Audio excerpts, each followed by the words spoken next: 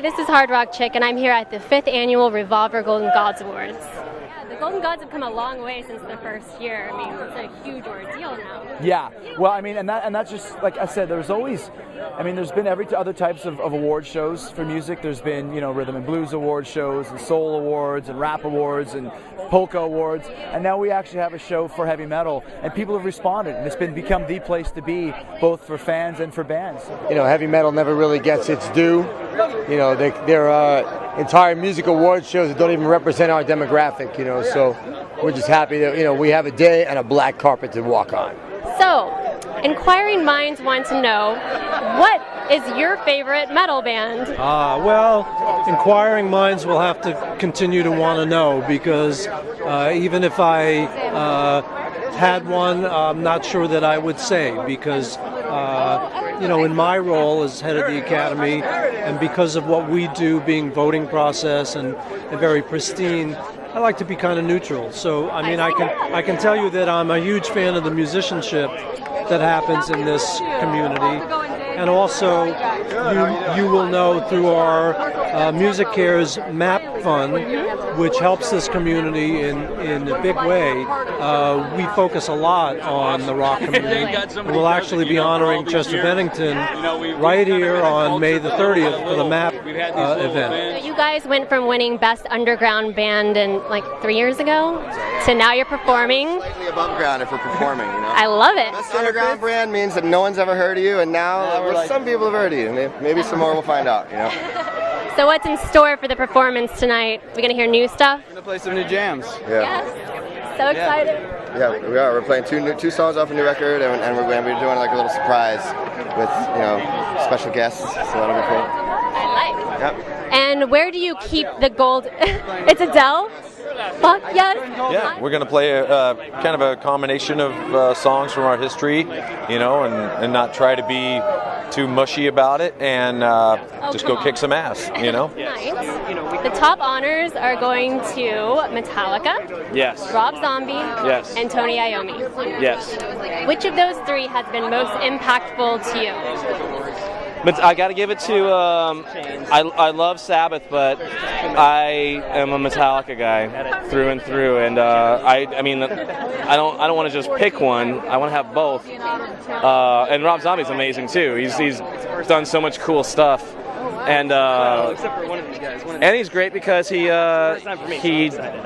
a storyteller and he's a musician, and that's something I respond to a lot as well. So it's nice to see somebody crossing over into a bigger format than just a song. But I'm a Metallica guy. I think they're the best in the world, so that's where I come from. For me, probably Tony Iommi from Sabbath. Iommi as well. We saw them, they played Download last year. They were just ridiculous. They were so good, and the new song, I've been listening to that quite a lot, The God Is Dead. It's just amazing, an epic band, just an epic band. No one writes riffs like them, no one grooves like them. So Metallica and Rob Zombie are awesome as well. We're all fans of those bands, but I think coming from England, you know, Sabbath is a British band. We're a very small island, so we've got to stick together. We've got to stick. Hometown pride. We're very proud of the bands we've produced, and Sabbath is one of them. We all grew up listening to him, so they've never compromised. They don't do sell-out stuff. They don't do ballads like, you know, if their ballads Planet Caravan, which is a tune as well. So he is the godfather of heavy metal, the single inventor of the riff out of necessity. Think about what happened if he wouldn't have got injured and his fingers messed up and had to tune the strings down to make the guitar and the sound what it is. We would not be here right now, any of us standing. He really started it all. He's kind of like the godfather of metal. It's an interesting story too, because he was missing fingers. He had to loosen the guitar strings and get this technique that really became heavy metal, and it was almost, you know, meant to be. And so, you know, you would go from him influencing us and pretty much every other band that is metal in any way, to you know, having the honor to play shows with him as part of Black Sabbath and Heaven and Hell. So he's a great honor, is well deserved. And you know, he's quite a hell of a comedian as well. Really? Tony's a very funny guy. I would not figure you wouldn't that. know that? Well, when we toured with them to Heaven and Hell, I think, when to Dehumanizer record, he was a character, and he was always a jokester and playing pranks. I love to hear that. None people would know that, but it was serious, funny humor. I mean, he would never like crack a smile about it, but it'd be hilarious. So it was dry British humor. Yeah, it was. But every day, I mean, it was funny just watching him, his comments and his jokes that he would say. And he'd always have a joke on a daily basis for us. So it was neat. So a lot of people don't know that. That's great. Well, he's basically credited with starting metal. You know, how can he not have an impact on every person that's in this area? You know, this vicinity. So. Yeah, metal guitar playing, like all great guitar players, when you hear them play, you instantly know that it's them. And Tony is definitely one of those guys. Even the new Black Sabbath record, as soon as you hear it, you almost don't know if it's old or new. It has such a vintage sound about it. And a lot of that, I think, can be accredited to, certainly, the group of them, but certainly Tony's riffs and just his style. Father Iommi. Well, I refer to him as Lord Iommi, but he created a whole genre of music. You know what I mean? It's just every hard rock metal band that plays riffs is influenced by Tony Iommi. It's just like, he's like Edison. You know what I mean? Creator of the light bulb. Yeah, exactly. You know what I mean? So. Or the Christopher Columbus of the riff, you know what I'm saying? They discovered it. Yeah, I mean, I've known Tony for a long time, back in Black Sabbath days. So we always threatened to write some stuff together. We never did it though. That would have been amazing. Yeah. Got to make it happen. Yeah. I toured with them on Ozfest, Sabbath. Right.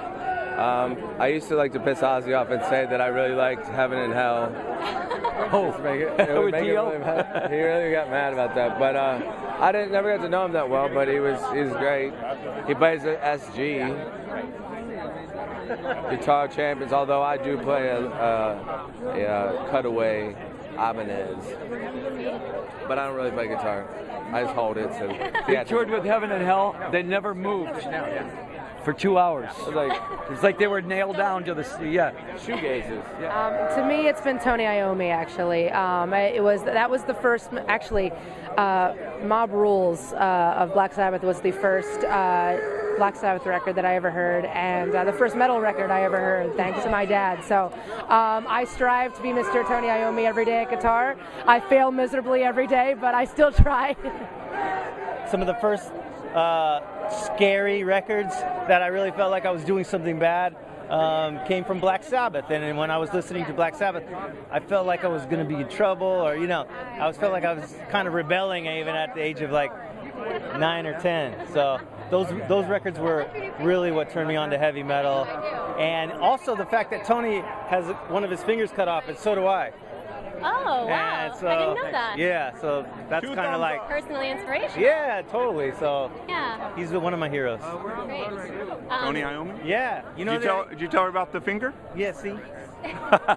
We call it Land of the Lost. Oh. Because I lost it somewhere in the land. I mean, that's a hard one. I mean, between Iommi and Metallica, those are probably the two that really has shaped so many generations of metal, not just as fans, but as bands and performers and whatnot. I've been saying since day one, without Black Sabbath, no one I know would have a career, and Metallica included. But now we can say the same thing for Metallica. I mean, they're one of the greatest rock bands, metal bands that ever was, and now they're our generation's Sabbath. So gotta go with Metallica. Pretty awesome band. I mean, honestly, they're one of my favorite bands, and they're just awesome.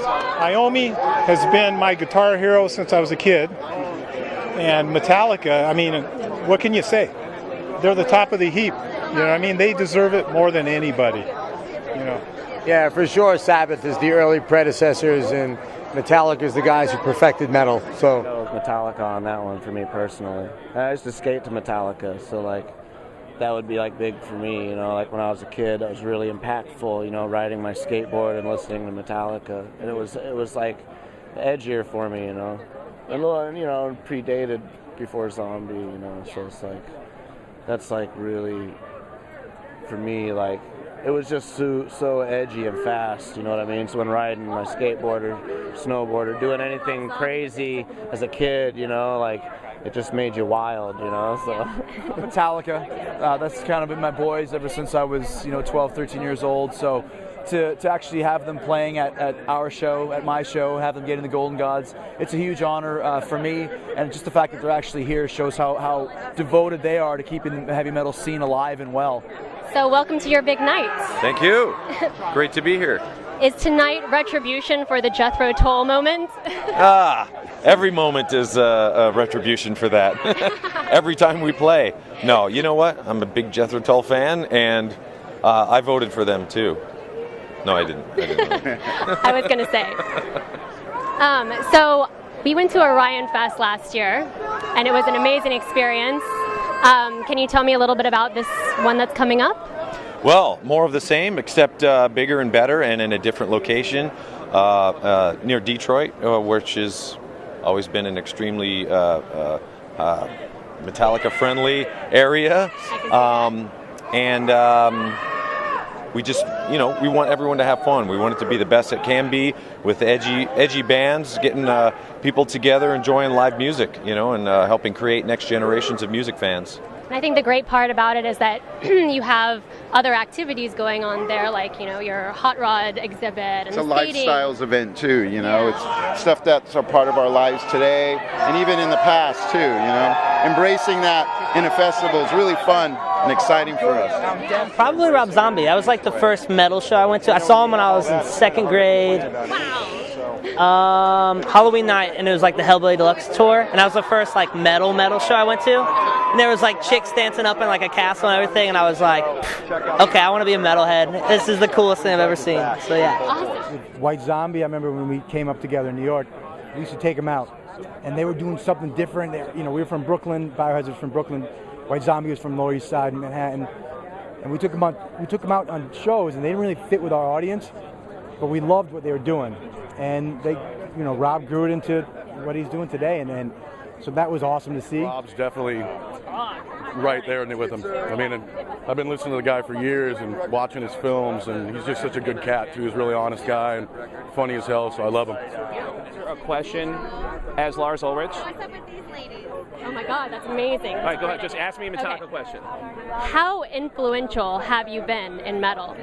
Well, I think it's obvious. I mean, if you look around, there's, most of the fucking bands pretty much suck balls, and then there's us, there's Metallica, and we just keep fucking rocking out, so, ha! And where do you keep your many awards, Lars? I usually, I try to sell them on eBay, and, because, hey, man, Napster just fucked us over, so I need to get some of that cash back, and so I sold some of that stuff. If Lars sees this, just know that I'm doing this to be silly, so... So where do you keep your awards that you win? Your many awards? I had to build a whole room for them, yeah. I sell them for drugs. Well, I got a Grammy. Yeah? It's on my piano. Oh, that's Yeah. a nice place for it. It is, because when you're playing it, you can kind of look at it, and it makes you believe in yourself a little bit, I guess. That maybe what you're doing is the right thing. I don't know. And where do you keep your Grammy? We actually don't have it yet. So What? Yeah, it's still in the mail. But when we have it, will, yes. Delivered by Pony Express? They're holding them hostage. Yeah, Pony Express. It's going on my nightstand, man, so I can look at it every night. So yeah. How about you guys? I'm going to take it with me everywhere I go. I'm going to get a big chain and wear it around my neck. Yes, exactly. Yeah, handcuff suitcase. I'm going to figure out a way to wire it up so I can play music through the little speaker. That'd be great. See, like Grammys and all that stuff are just in the house. They're not displayed or anything. They're just tucked away a little bit. Yeah, not hidden, but not in the closet or anything, but it's not out in front of everybody. An office I have with I get stuff from people and fans from around the world, and I have one office that I have with everything that people give me, and it's just a museum of stuff, of all the memories of my career, really. My office. Your office? Yeah, I keep them to myself. I don't like people coming over and being oversaturated with my band. There's more to life than that, so I kind of keep them up in my own office, yeah. It's a personal thing. Deathclaw did win one of the first awards, the first year here. That's what and I have it at my office. So so I have it there. Awesome. Yeah, I show it off when guests come over. Well, since it's the Holy Grail Award, you have to keep it in the Golden Covenant, you know. So. Where do you keep your golden god that you won before? Give it. I don't. It's like in a closet or something. I don't like to put stuff like that out because I don't want to like feel like I'm high-fiving myself. I actually it's like I can't it's in my have trunk. it anymore. It's in the trunk of my car. Yes. Yeah. It is. It is. I thought it was chocolate. And I've been for like 3 years trying to get into it, and I'm like, this sucks, man. How am I gonna get some chocolate?